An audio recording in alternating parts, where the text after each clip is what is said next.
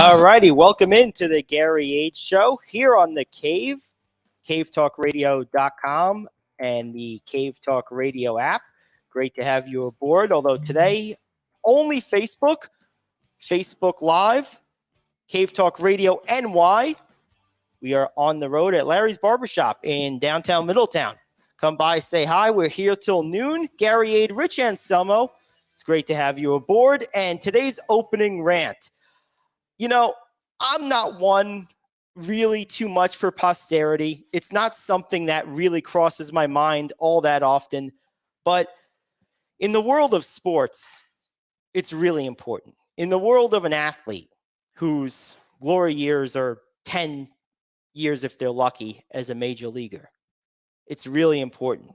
And what Aaron Boone did last night in taking out Luis Severino, who was visibly pissed off, and rightfully so, while he had a no-hitter going through 7 innings, not only robbed the fans and robbed the team of a special moment today, but it potentially robbed Luis Severino of a lifelong memory that he may very well and most likely won't ever approach achieving again.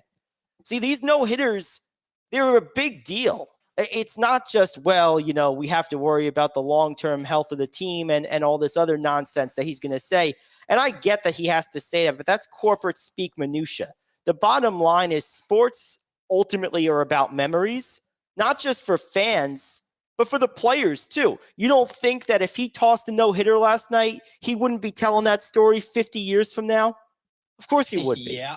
Of course he would be. And that's probably, whether he knows it or not, that's probably why Severino was so pissed off. Because, like, Boone robbed him of that chance for what? So they won 3-1. Okay. You don't think they would have won 3-0?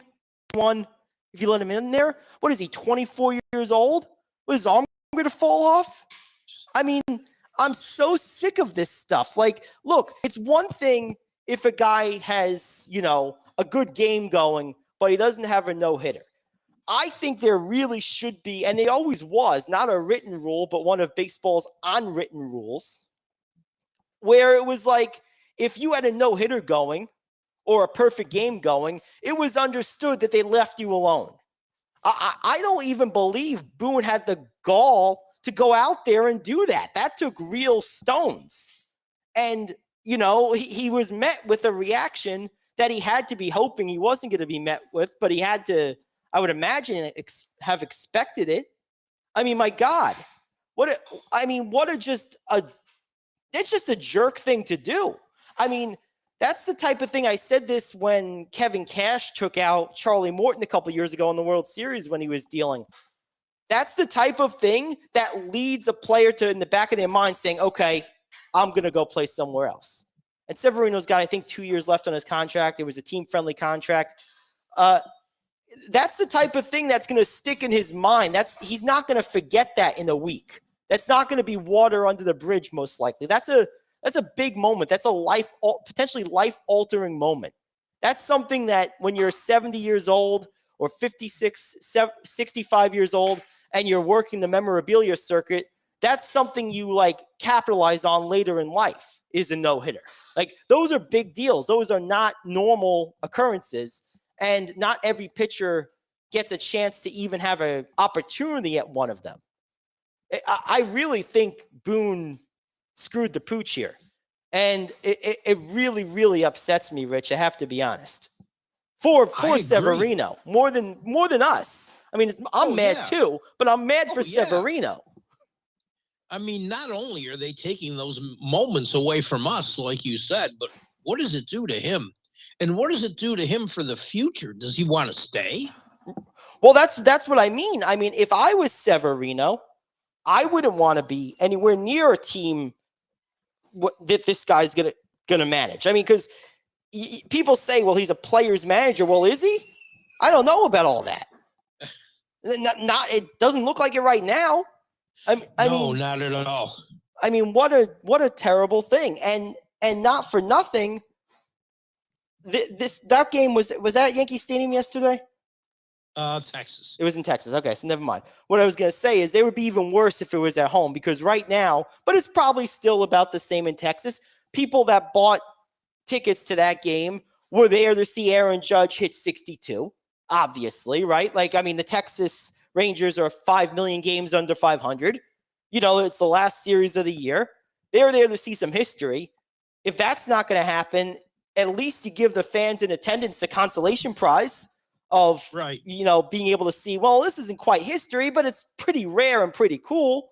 It's like seeing a double rainbow. You know, we've seen them before, but they're pretty rare. Right. You know, they're nice to see. You take pictures of them. And for Severino, it was a once-in-a-lifetime opportunity, potentially. And it was a meaningless game. And it's a meaningless game. And he's, what, 24 years old? I mean, this game means nothing to the standings, nothing to anything but Judge's home run. Right, that was it. And what's really going to happen? What is the risk that you're truly mitigating with that decision? Anything? I mean, how you have the next series off. Right, and he has plenty of time to rest his arm. And what's the statistical likelihood that in the last 2 innings, let's say somewhere between 20 and 40 pitches, he was going to hurt his arm? What's the statistical likelihood at any given sample size of 25 or 30 pitchers that someone's going to hurt their arm? Probably close to zero, right? Right. So you're basically mitigating. It's like these vaccines they try to shove down our throats. It's mitigating a 0%, a 0.002% chance to 0.001.8. Like that's what they're doing. Now, for some people, you know, that they want to do that, and that's fine, but you took the ball out of his hands. Yes. Right? Like, he didn't make that decision. It's like there was no decision made. Right. That's where the analogy works. Any type of vaccine should be the decision only of the person receiving it and no one else.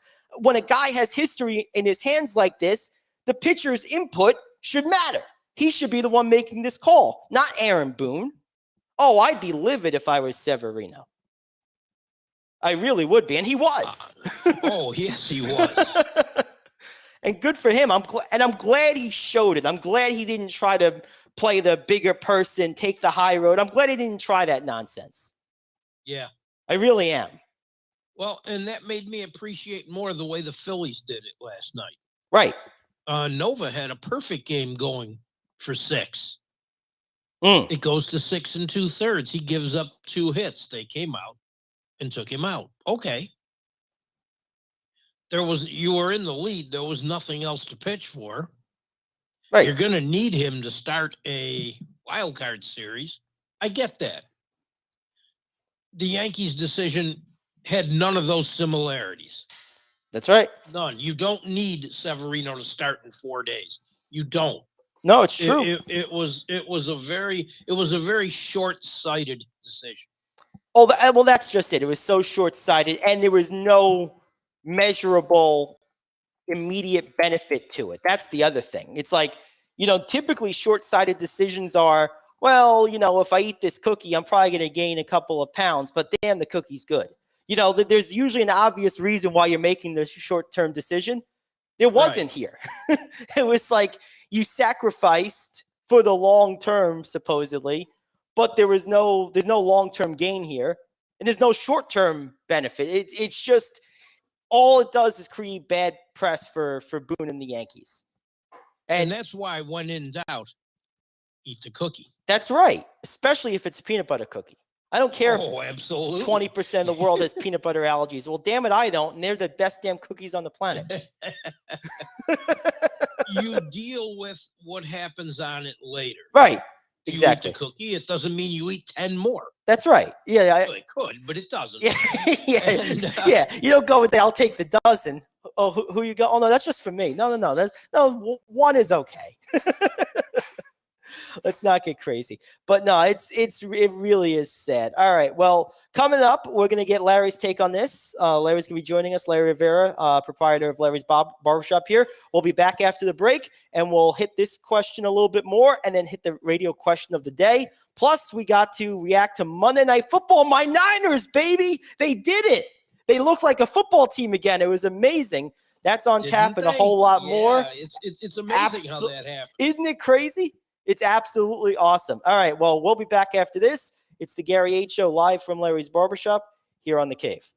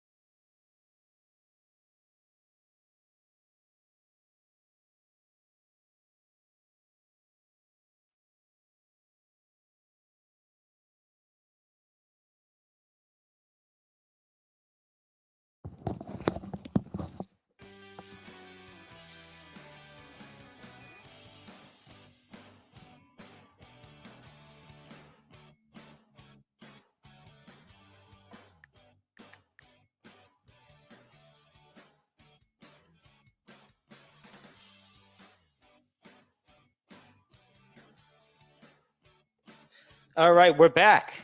Gary H. Show. Continue with this conversation. We're going to bring on Larry Rivera, who is here with us today, talking some sports.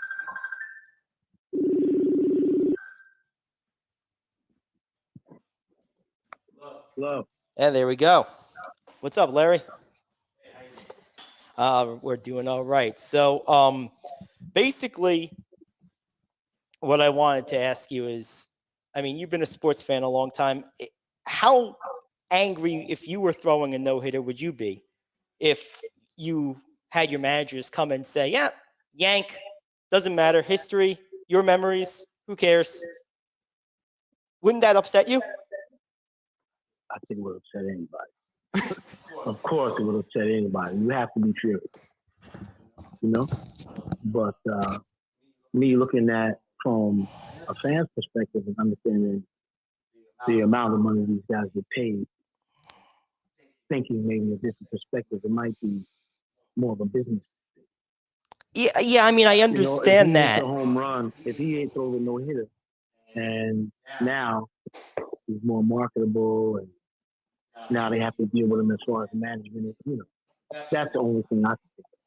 Yeah, and I understand that. I guess my question is, at that point, you've gone through 7 full innings and thrown whatever the number of pitches are. I mean, what's the what statistical probability are you mitigating at that point? I think that's the question. Is like, okay, it's a business decision, but at this point, are we trying to split a penny, or is there like a real, actual, appreciable percentage chance that that next pitch is going to be the one? And that's the thing that I think infuriates you, is you can't really make a good argument that it was statistically probable that the next pitch or 10 pitches later was going to cause his arm to blow up. I think that's what makes you crazy about it.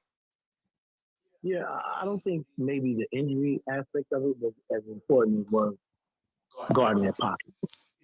Baseball is a big, big time sports, American sports, big money game. And baseball is one of the largest paid businesses when it comes to sports in America. So that's the only thing I can think. Otherwise, for fanfare, for everything, being a Yankee, having another Yankee in the Hall of Fame, because doing it's amazing. And from a fan's perspective, of course, everybody wants to see, no matter where they are. Just like I heard you saying before, even if they were in Texas, it doesn't matter. Yeah, no, I hear you. It's interesting. Now, so you guys are right here in downtown. We're right here across from Olivia's, right over by Old Erie. It's Larry's Barbershop. Larry, you've been here a very long time. You must have seen a lot of athletes and sports fans come through these walls over the years, no? Oh yeah, right. We talk about sports all the time. Heated arguments, like in the barbershop all the time. well, that's exactly why we're here. That's almost like the barbershop is almost like a euphemism for sports debates. It really is. Who's the greatest? Basketball, LeBron James, the Yankees are the best. Mets fans, they come in, since they won, their head on the subway. Hey, watch what you say about Met fans now. Be careful. You know how it goes. Absolutely. Well, good stuff. Thanks for joining us, man. We appreciate it. Yeah, thank you. All righty, that's Larry Rivera. We're going to continue on here with the radio question of the day, which we have queued up. But yeah, Rich, I just really think that when it all comes down to it, I just feel that everyone was robbed by Boone yesterday. He owes everyone some kind of memory. Maybe he needs to go out and do something memorable, but I don't know what that could possibly be. Resign? Hey, that's a good idea. Look at you. I like it. All right. Well, let's hit the radio question of the day here real quick. Let's see here. There we go.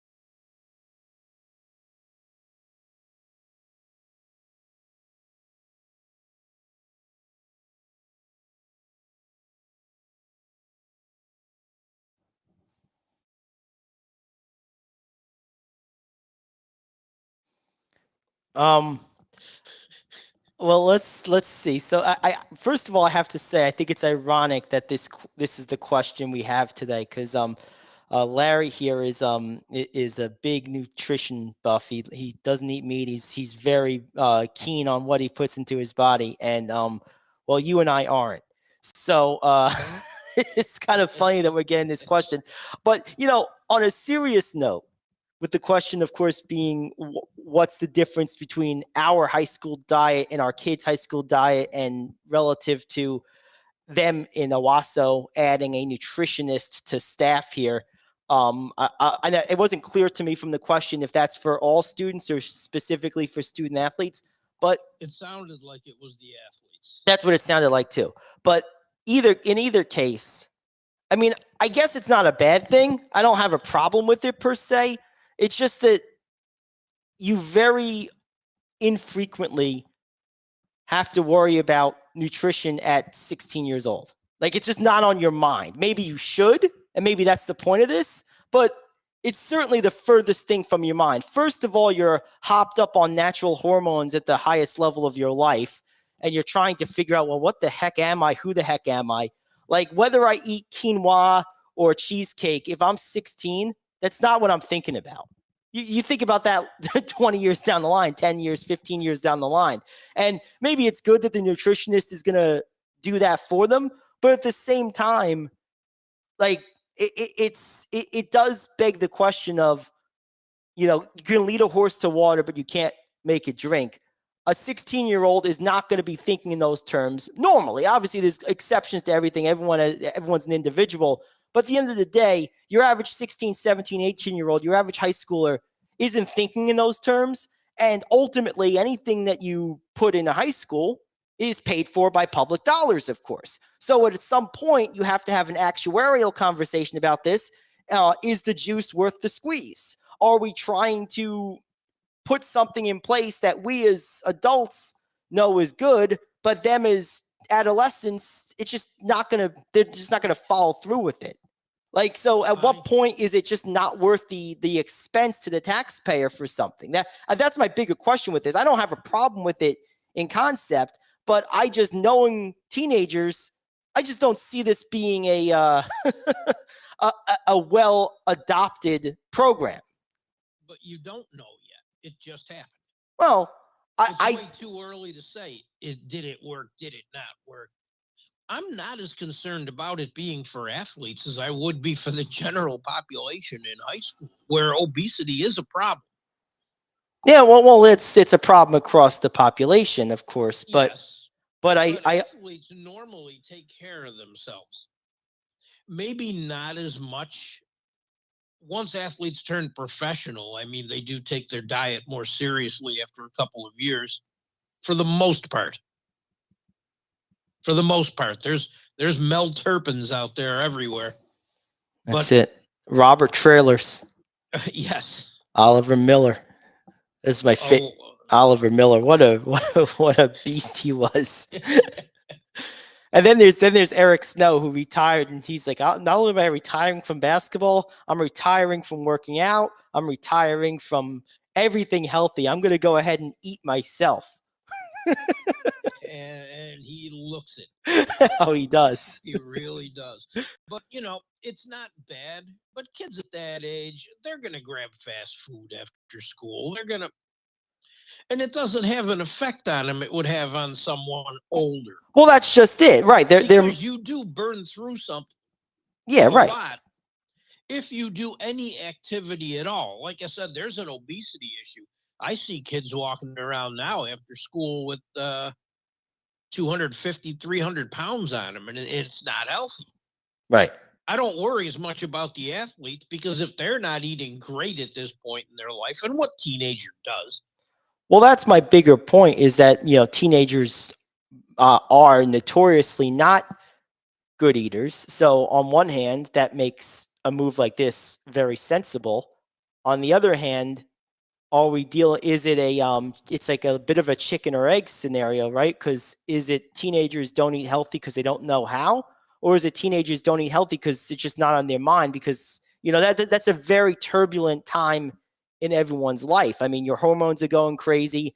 You're kind of learning about yourself for the first time in terms of, your sexuality and other things that are happening in your body for the first time in your life. You're dealing with peer pressure on everything. It's a very much a keeping up with the Joneses period of life. Like, there's enough on their plate, no pun intended, where like I don't think nutrition needs to be there, or is gonna be their primary or even secondary or tertiary concern. Like, it just, like, I can tell you this, I'm just one example, but I didn't even consider I didn't even know there was a nutrition label on the back of things at the grocery store until I was probably in my 20s. Like, it didn't even cross my mind. The first time I can remember looking at a nutrition label, I was in college, because I was, for the first time, living by myself off campus going grocery shopping. And I would turn the bottle over to look for the price and be like, oh, look what's here. So like, and I'm not saying I'm a normal example, abnormal example. I don't really know, but I do know, because I was a teenager once, like we all were. I do know I can put myself back in my 17, 18-year-old mind I was not thinking about that. And if there was a nutritionist in my school, they would have been just as relevant to me as the janitor on the overnight shift. It would have been just as visible. And again, mostly if kids eat bad and they're athletes, they will burn it. Oh, yeah. I mean, even if they're not athletes, they do. The problem is the non-athletic kids that don't move. Well, that's the thing. I mean, you don't really have to be an athlete at 17 to burn a whole ton of calories. You just have to get up a little bit. Like, and that's a problem. And that's the bigger issue. So maybe instead of a nutritionist, we need more gym classes. How about that? Instead of one period a day, let's do 2, or let's do 3. And maybe they're 25 minutes each instead of an hour. But I think if you make a bigger point to keep the non-athlete types in school moving, I think at that age, that's going to do more than what you feed them. Because the ironic part is, and we didn't even touch on this, the ironic part about this is they're going to have a nutritionist down the hall here, and over on the down the other side of the hall in the cafeteria, they're going to have chicken patty, crappy pizza, and all the other stuff that they feed them. So so what's the point? True. That's the other thing. That's an interesting conversation. But like I said, I don't have a problem with them adding a nutritionist on staff. I just question, it's like a business, right? Like, you're not going to put a high-end coffee shop in the middle of a depressed, low-income area. It's not your clientele. It's not going to do well. You're not going to, conversely, you're not going to put a payday lender business in the middle of an affluent neighborhood. So this is adding it's really just like putting the wrong thing in the wrong spot is my biggest criticism of this. But hey, what the hell? We waste money on dumber things. Well, Magic Johnson put Starbucks in some of the worst areas of LA, and they thrive. He sure did. He sure did. That's true. But it's a national brand that everyone likes, and it's $2 or $3 or $1 something, depending on what you get and when you're talking about, what time period you're talking about. But yeah, it's something I think is kind of an interesting fit, to say the least. All right, let's take a quick break. We'll come back. We got to break down Monday Night Football. My Niners, baby, they did it. Jimmy G on the road, getting it done. Back after this, it's the Gary H. Show here on The Cave.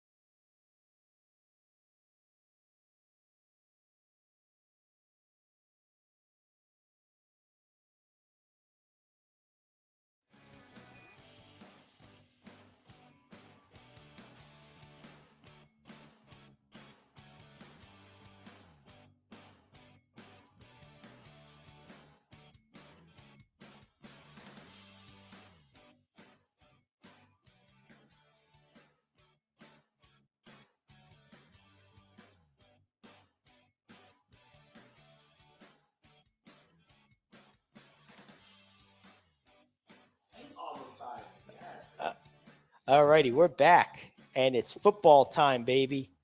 24-9, Niners topple the Rams, and I have to tell you, the Niners defense really impressed me, Rich. I mean, we knew this was going to be a game where the Niners defense was going to have to show up to give the team a chance. But both units outperformed my expectations. The defense radically so, the offense incrementally. I was expecting 21, 20 points, something like that. So you got 24, a little bit more than I expected, but in the ballpark. This defense shut down an elite offense. I mean, they shut them down 9 points. Nothing. I mean, Cooper Kupp did his thing. He had 19 targets, 14 catches, 122 yards, but they held him out of the end zone. No touchdowns in this game, all field goals for the Rams. The Niners defense, I can't say enough about them.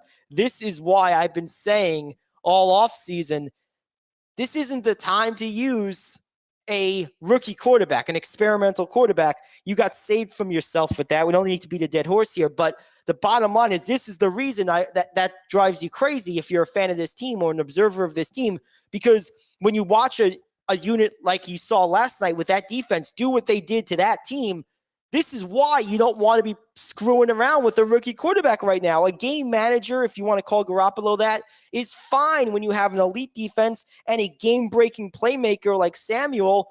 You can be a Super Bowl winning team. They are a Super Bowl contending team as is right now, and they showed it last night in a big way with that defense leading the charge. That defense was incredible. Oh, they were great.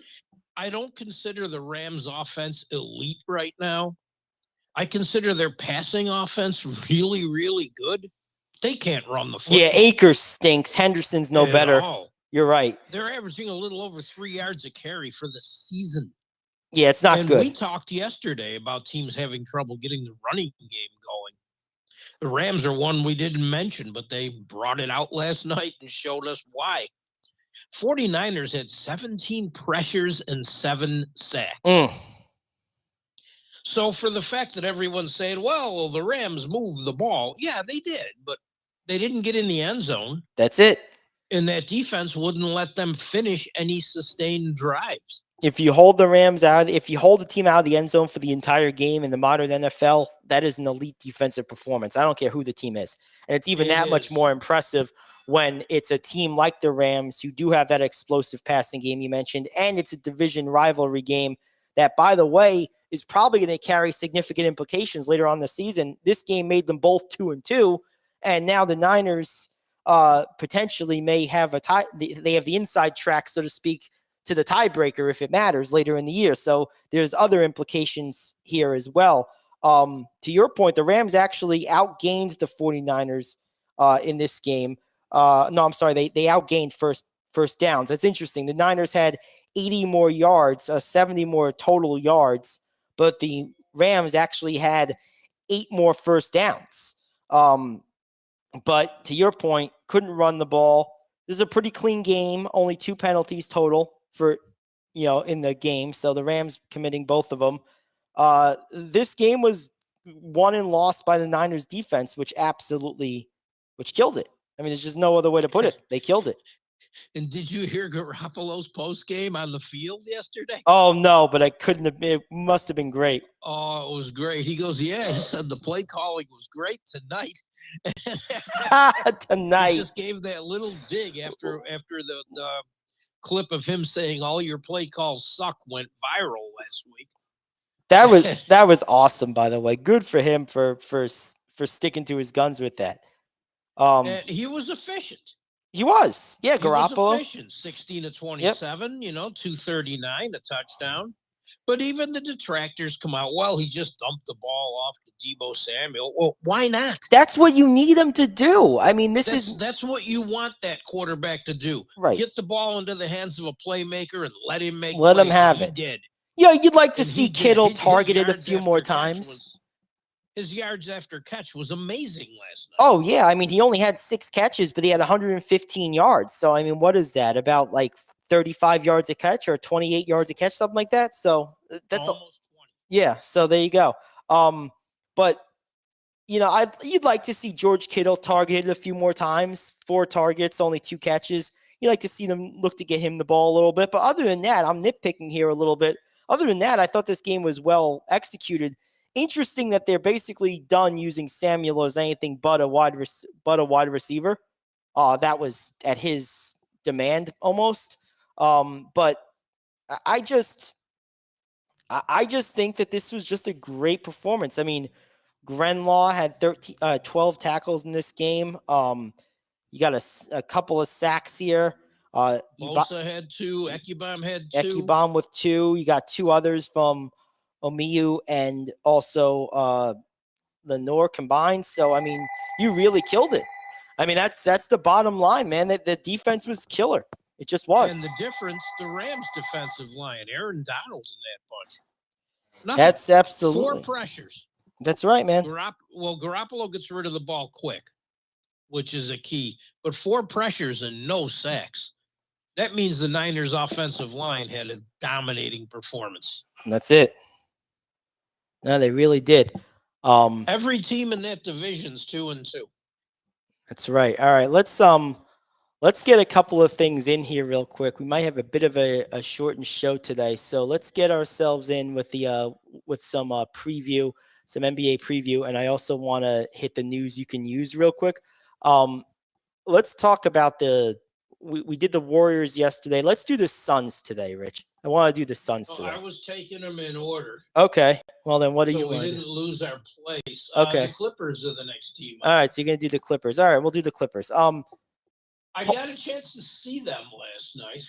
Yeah, I know Kawhi had, 11 points in his return?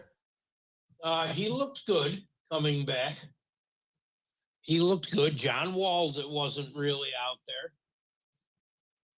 Batum looks in great shape. Kawhi looks like he's put on a lot of muscle. But he didn't lose the touch. He's hitting threes. This team is interesting. They need to stay healthy. Yes.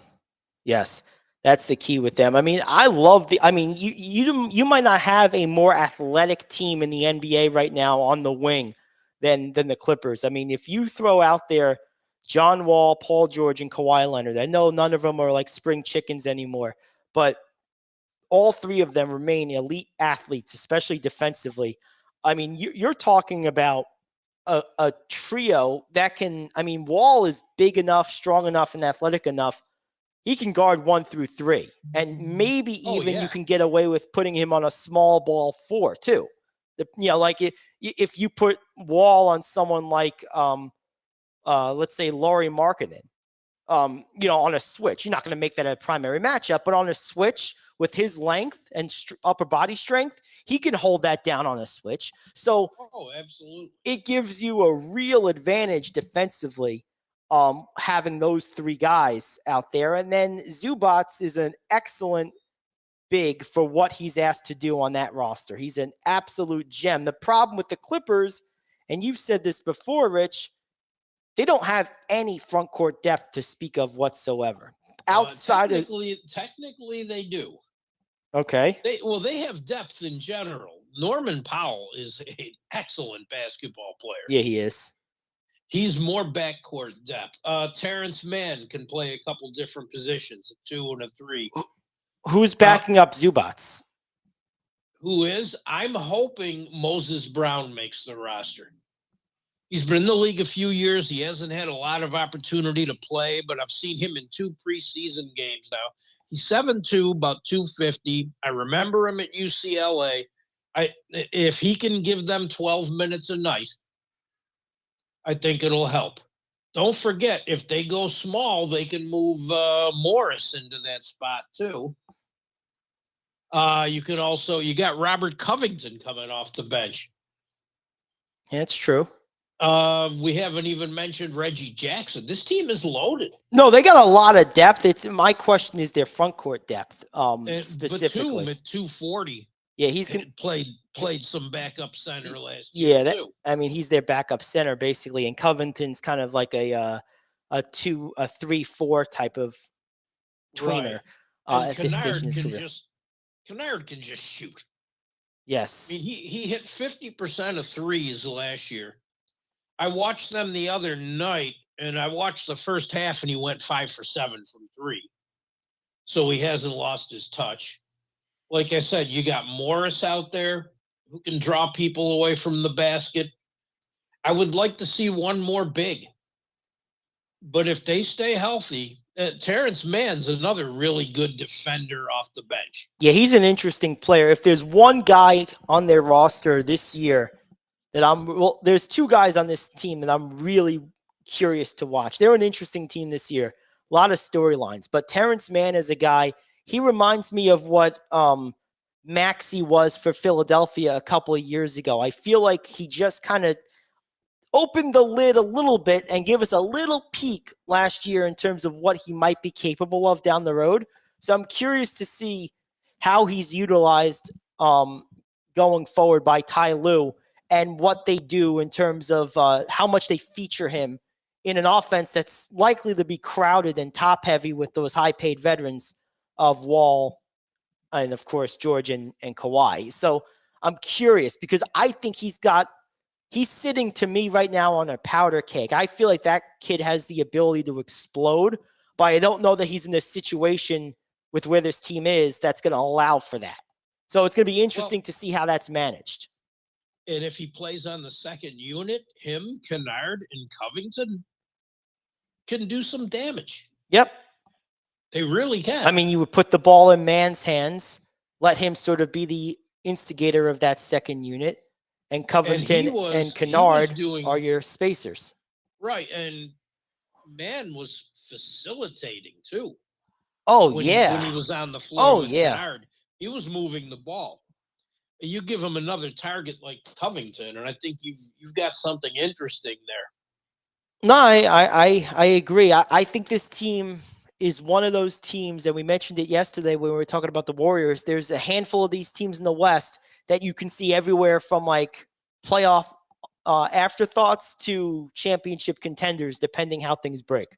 Oh, yeah. And we've barely mentioned, I mentioned him once, Norman Powell. Yes. That's a weapon off the bench. Oh, it really is. And another thing with him is health, as it is with a lot of people on this team. Yep. But if Norman Powell's healthy, he is explosive. He plays both ends. They have a lot of different looks they can throw at you. And I think this team's going to be dangerous if they stay healthy. I agree. And I can't wait. I mentioned there's a couple of guys on this team I'm curious about this year. I can't wait to watch John Wall play this year. He's one of those guys. Him and Westbrook have long been two guys that are kind of looked at as villains that I've always looked at as two of my absolute favorite players. I love those big, strong, uber athletic point guards. And Wall has the length that even Westbrook lacks. Westbrook has that elite upper body strength and those bare hands. That's why he controls the ball so well going to the rim. I mean, Westbrook got bear paws on him. I mean, he's got those big old meaty fingers. He's just like basically like probably could squeeze the life out of a basketball if he tried. Oh, yeah. Wall didn't play last night. Right. Yeah. They took care of business without him, but I want to see preseason. I want to see him play. Sacramento beat the Lakers by 30 last night, so preseason doesn't matter. No. But Wall didn't play, but he played the game before, and he looks like he hasn't really lost much. That's awesome. And remember, he had a year of rest. Right. That's right. Last year, he looks good. He looks in shape. He's never going to be what he was. Right. But he doesn't need to at this team. Well, they're not going to ask him to be that. That's the whole thing. Right. If he's the third scorer, that's going to be the height of what he's ever asked to do. I mean, to our point a minute ago, you could see a scenario, depending how this team gels and comes together, where Terrence Mann is the third leading scorer. In fact, I would almost say that that's a 50-50 probability between him and Wall. Reggie Jackson's going to be. Reggie Jackson drives me crazy. He's more than capable of throwing in 18 on any game. Oh, he really is. He reminds me a tiny bit of like Lamar Odom, not stylistically at all, but he's one of those guys that like when you look at him and you see what he's capable of, and then they'll have a come out of the night where he gives you like nothing, and you just like you wonder like why so much variance, man? Like he drives me nuts. I mean, I have to be honest. Reggie Jackson's always drove me crazy. I think last year was good for him with Kawhi not playing and George missing time, he actually had to take that over. Yeah, he needed to really step up. He did. And he was more consistent. And he also won't need to play 40 minutes a night now. That's very true. All right. And I think you will see that out of him because not as much will be asked of him. Let's hit some news you can use. Oh, I don't have a lot today. All right. Good. I have a quick question for you, though. Yes. From news you can use. The answer's 6. Okay. Okay. What? All right. 6 is the place that the Phillies are in right now. And they look decent. But how afraid of the Padres are you if the Mets finish 4th? Not at all. Really? They don't scare me. Their pitching's been awesome. Yeah, no, it has. But you know what? They have 3 starters that are dealing. The big bats are starting to hit. And I don't like the Mets offense without Marte. No, it's really right now he can't even swing a bat. Yeah, losing him has been a loss. There's no question about it. The Padres are one of those teams. You know, the teams that scare me are the Dodgers and the Braves. We saw in that Braves series over the weekend what championship mettle and the ability to come up with big hits in big pivotal moments of games, what that looks like. And to me, that's an earned trait. It's an earned skill that's born of the fires of success at the highest level. And I just don't know that the Padres are going to possess that. And to your point about pitching, yeah, their pitching is wonderful. But you know what? Darvish, Musgrove, and Snell have been dealing in the past. But you know what? And they all look good. This goes for the Dodgers and everyone else too. I'm never going to be afraid of a team because of their frontline pitching, because I'll put the Mets pitching up against anybody's and I'll take my chances. I'm not saying you know, that. I'm just saying. I mean, but no, I understand. Been hitting. But that's why I'm not afraid of them. Is I think this is going to come down. That series will come down to who gets timely hits at the right time, and I think that's why I'm afraid of the Braves and why I'm afraid of the Dodgers. But even the Braves more so. I just fear their ability in those big swing spots. I don't fear that with the Padres, and I think the Mets are just as likely or maybe even more likely to get those hits than the Padres are. And I think their pitching pretty much equals out, slight advantage to the Mets. I'd rather play the Phillies, but I'm down. I would too. I don't have a problem. I'm not scared of the Padres. I'm not. I'm not scared. I have issues with that offense without Marte. I do. No, that's a reasonable concern. But I don't know that plays. And no matter which one you're stuck with, the Padres are 1 game ahead of the Phillies. Right. But both teams have been playing very, very well. Yeah, the Mets. The reason the Padres fell down to 1 game, lead fell down to 1 game, is the Phillies haven't lost. Yeah, the Mets are kind of limping into the playoffs. There's no question about it. This isn't the way you wanted to end the season. But hey, when I heard today that Marte couldn't hold a bat, that concerns me. Yeah, it's not good. It's not good. He was a big player for them all year this year. He really was. So anyway, all right. Well, that's going to do it for us today. Abbreviated show. We'll be back tomorrow, 10 to noon. We'll return the top 5. We'll bring back more stuff that we're used to doing. But hey, for the time being, for Rich Anselmo, Scary 8 saying so long. We'll see you tomorrow, 10 to noon here on The Cave.